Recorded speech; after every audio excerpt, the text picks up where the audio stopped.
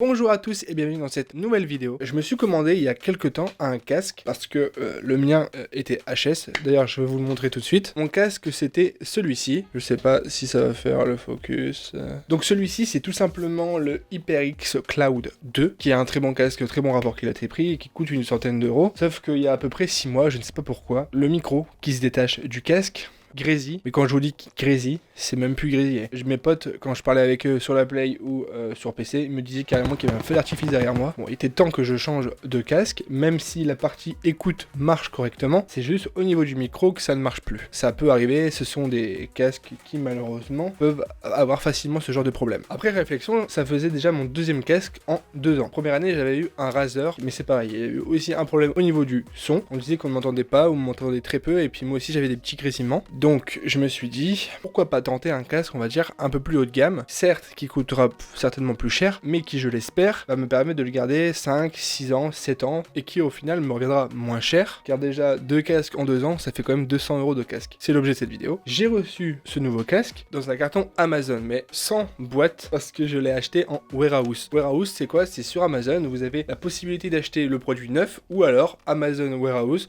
c'est du reconditionné, donc c'est des personnes qui, pour X raisons, l'ont renvoyé, donc c'est peut-être parce que c'était trop cher et qu'ils trouvaient que c'était pas ouf, ou tout simplement parce qu'ils aiment pas le design, ou ils aiment pas le son, je sais pas. Ça peut être différents types de motifs. Bon là, c'est la première fois que je ne reçois pas le produit dans sa boîte d'origine, je n'ai pas la boîte d'origine. C'est bien dommage, j'ai été un petit peu déçu à ma surprise, mais bon, je peux le comprendre, j'ai payé moins cher. C'était le risque à encourir, et puis finalement, le produit, comme neuf, il marche très bien, que c'est juste le petit bémol pour ceux qui aiment bien avoir les boîtes. J'aurais aimé aussi l'avoir, mais c'est pas ce qui est le plus dérangeant. Donc, dans ma boîte, j'ai eu tout d'abord ce petit sachet, et ensuite le casque. Je vous le montre de près, vous allez voir que c'est quand même quelque chose de assez fat, et je vais vous expliquer pourquoi. J'espère que le focus était bien fait. Donc ce casque, c'est le Razer Theta 7.1, donc c'est un casque très lourd, assez gros. Pourquoi? Parce que si je dis pas de bêtises, il me semble qu'il y a 4 oreillettes dans chaque écouteur, donc 4 oreillettes ici, 4 oreillettes de ce côté-là. C'est pour ça qu'il est plus lourd que, on va dire que la moyenne est plus gros. Et s'il y a autant d'oreillettes, c'est tout simplement pour reproduire un son 7.1. C'est normalement un son qui peut faire le tour de notre tête et on a vraiment l'impression que le son se déplace autour de nous et ça nous permet de mieux savoir où la personne peut arriver, donc de gauche, de droite, derrière nous. Et voilà, donc ça c'est vraiment utile pour les FPS, mais pour tout autre type de jeu. Et c'est cette technologie-là qui rend cher le casque. Ensuite, comme il y a toutes ces technologies à l'intérieur, vous avez 2 gros câbles qui sortent de chaque écouteur et qui se relient à un câble principal qui va rediriger vers du USB type C. Maintenant, on va passer à la contenance de ce petit plastique. Donc, on a un adaptateur type C USB. Donc, si votre carte mère ne permet pas de brancher du USB type C directement sur le PC, vous pouvez directement le mettre ici et puis avoir USB classique et hop, le brancher sur votre PC. Si je veux jouer à la PlayStation, je mets directement le USB type C dessus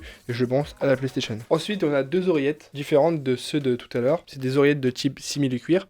J'avoue que je préférais mettre ceux-là, mais j'ai pas encore trouvé le moyen de les mettre. C'est bien, on a aussi cette possibilité du coup de pouvoir changer entre tissu et simili-cuir. Ensuite, le dernier truc, c'est un micro. Donc là, c'est un micro qui se branche directement sur le casque. Donc c'est parti, je vais le brancher. Donc vous avez le micro casque comme ça, avec la possibilité de derrière augmenter le son ou baisser le son du PC. Ici, on a une LED qui nous indique quand le micro est allumé ou éteint.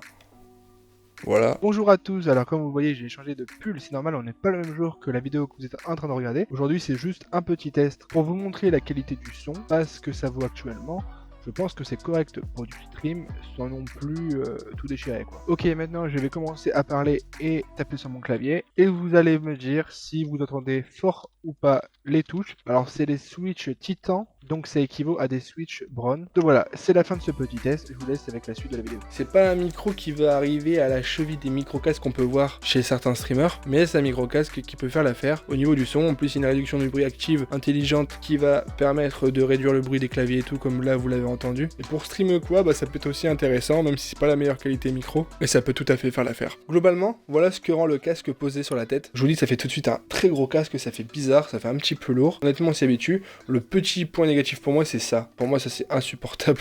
C'est vraiment insupportable, j'ai l'impression d'avoir un collier. Vraiment, j'ai l'impression d'avoir un collier, une chaîne. Mais je vous avoue que la première fois que je l'ai mis, ça m'a fait trop bizarre. J'ai vraiment l'impression d'avoir un collier, une chaîne, comme je vous l'ai déjà dit. Et on va parler directement du son qui rentre dans nos oreilles. Il est juste incroyable. Je me demandais vraiment si ce casque valait son prix. Je sais pas s'il vaut exactement ce prix-là, mais je peux vous assurer que le son, il est vraiment très très propre. Il est super précis. Le son m'a vraiment bluffé. La première fois que je l'ai mis, je me suis dit mais Ok, j'ai compris pourquoi il coûte ce prix-là. Et en plus de ça, le 7.1 fait très bien son taf. Ça enlève tous ces défauts-là, la chaîne, le poids. Est-ce que c'est un des meilleurs casques sur le marché? Je pense que oui. En tout cas, je suis content de l'avoir. Voilà, ça me permet de reavoir un micro-casque qui marche sur PC, PS4. Je pense que si je le garde au moins 5 ans, je l'aurai rentabilisé. En tout cas, si cette vidéo vous a plu, n'hésitez pas à vous abonner, à lâcher un petit pouce bleu. On se dit à dimanche prochain pour une nouvelle vidéo. D'ici là, portez-vous bien. Salut!